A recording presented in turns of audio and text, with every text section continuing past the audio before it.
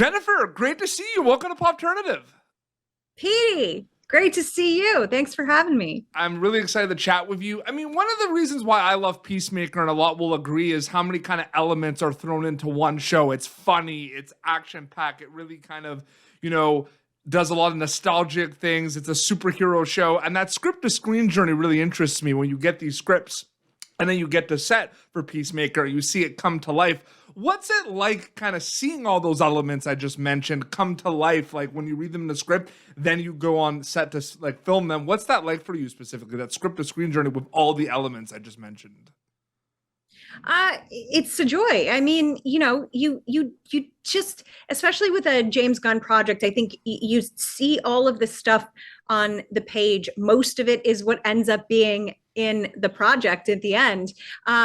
And sometimes you're like, what is this dance sequence at the beginning of the show going to be? Or I don't understand. We're fighting imps in a candy world. I don't know what that means. So you get to see, exactly what was in James's brain come to life. And it's always incredibly fun. I feel like there's a lot of things that I feel like you and the cast are kind of answering at the same time over and over again, especially with the dance. So that's why I'm kind of not focusing on those things. Get a little break from the dance questions. Yeah. But no, I to add to that as well, there's different ways we're watching TV shows, right? Sometimes they all drop at once, and then there's the traditional kind of week-to-week drop, like Peacemaker, and we will get to the finale at some point. But like, I will say, do you think about like how people are going to be watching your show while you're making it at all? Because that's two different ways, right? Like binging it all at once and then the week-to-week way. Do you think about that at all when you're like making Peacemaker? No, not at No. all. I mean, I didn't know how people were going to be watching it when we were making it.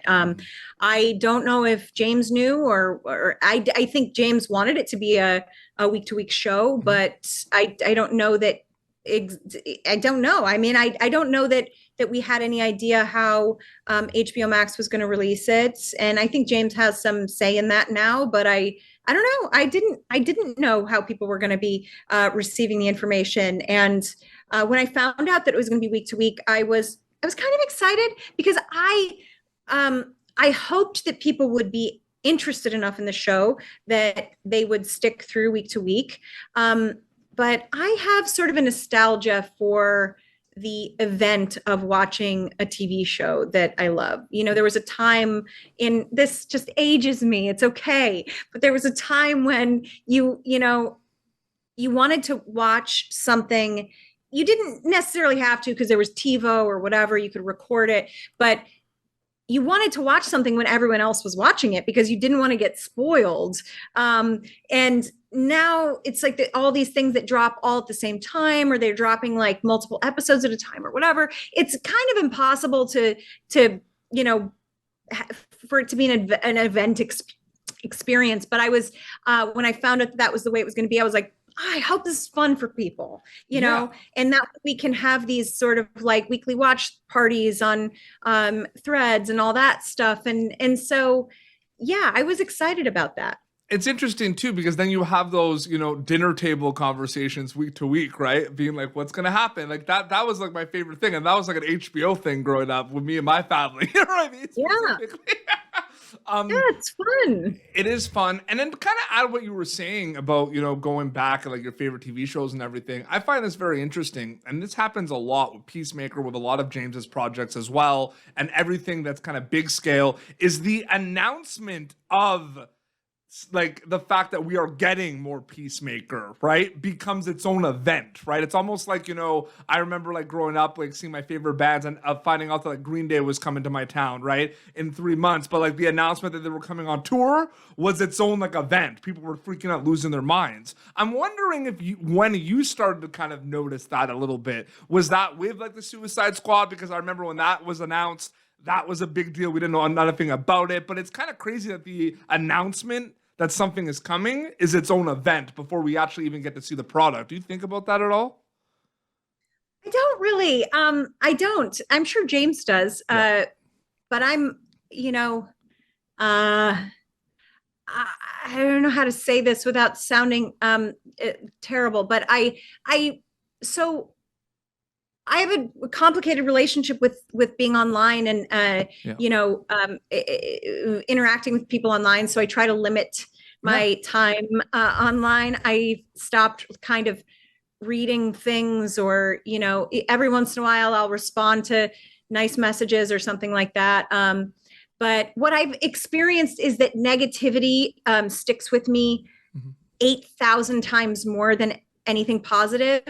I think that's just like our survival instinct as a human being or something like that. Yep. And so I just try not to let it in. So that causes me to not experience a lot of the sort of fervor that happens online, Yeah. I was also talking about like just, Comic Cons, conventions, like those events as well. yeah. You know what I mean? Where it just becomes like we haven't even seen anything, and it's just like, oh, we're getting more Peacemaker. You know what I mean? It's just interesting to think about. Yeah, for sure. Well, I mean, look, I didn't go into any Comic Cons when it was announced, but when I went to Comic Con this year in San Diego, the response was really incredible. It Yeah. was great. I mean, it was amazing to see all the fans there who were excited about the show. I, I hope that we did them justice, because man, it was really cool. I had an incredible experience at San Diego Comic Con this year, Oh, and yeah. Absolutely. I mean, I've been when you're loving to when you're see. Oh, pardon me. no, I was just gonna say, when you're surrounded by all solely people who love the show, it's like an incredible experience, which is what it was like at Comic Con. It So. is the best as well. And I feel like, just season one's for a character, and you've played like this character when you came into season one of Peacemaker, like you've played this character a little bit in like the Suicide Squad. So there was, I guess, a little bit of familiarity. But I feel like season ones are very like interesting because it's like equal playing field for a lot of people involved because we don't know this character. It's new to everyone. But then like, you come back for a season two. And a season two could be either, like you're set, you know what to expect, or you're still trying to get kind of familiar with this character, right? And you're learning more about it. What was your experience like returning for season two with this character specifically? I was very excited about everything that we were going to be exploring with the character. I love how we get to learn all of the things that James and I knew in season one about why Harcourt despised Peacemaker so much in season one. I love that we got to explore that in this season, and we got to explore a little bit more of her complications, and Yeah. how she's not a perfect put together person. She's very complicated. And yeah, I just had an incredible time getting to explore everything that we explore in Mhm. season two. James is so great with character. Character's so important in his stories. It's, yes, he always has a plot that is interesting and you can follow along with, but characters are always very, very important to him, and that's a joy for an actor to experience. Even in season one, when my character was not, we didn't dive in too much, you still got pieces of it, like when she does the dub of peace on the weapon for Chris and things like that. It's really interesting, and he's Mhm. always known the backstory of Harcourt and Rick Flag Jr. So Yeah. yeah, it was really, really great to get to explore all that. My questions are, I try kind of like, I feel like we're always walking on eggshells with interviews and everything. I know this is going to be, by the time this is out, the finale will be out so we can chat about things, but I'm very about the craft, you know what I mean? And about how things are made, because I'm a filmmaker as well. So I think about a lot of these things, but I do want to ask, this is, I guess, the only thing that we're going to talk about that might get into spoilers. I mean, I just kind of want to know, like, when did you start, like, how advanced did you get the scripts for season two, like, so to speak? Like, how much, how in advance did everyone know, like, what was going to happen in the finale? Because I feel like it depends on the project, right? Sometimes they don't give it to anyone until like the week of. Sometimes you have an idea. I'm just wondering about like what you knew about the big reveals, like how in advance were you given a heads up? All of the main cast members had all of the scripts from the very beginning. Yeah.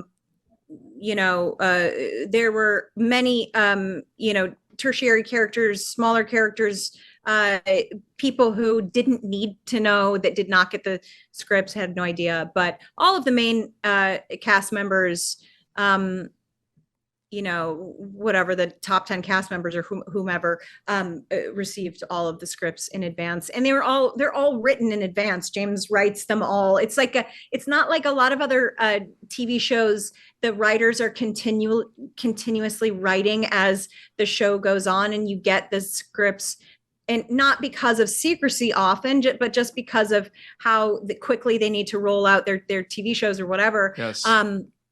They don't have the scripts written in advance, so you don't exactly know what journey you're going on all the time.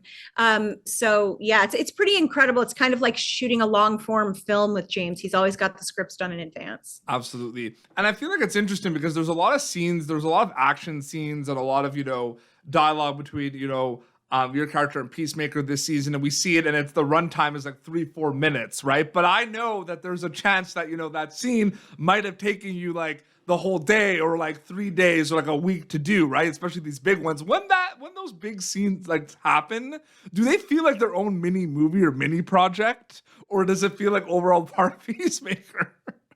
I mean, maybe in some ways, but not really. No, I mean, you just kind of tackle it as it comes, and everyone's just so on board and professional. And our experience, especially on season 2, was just that everyone across the board on the crew was so joyously excited to be a part of the season. And so we were just surrounded by a lot of people who were passionate about what we were creating. And so that makes it easier.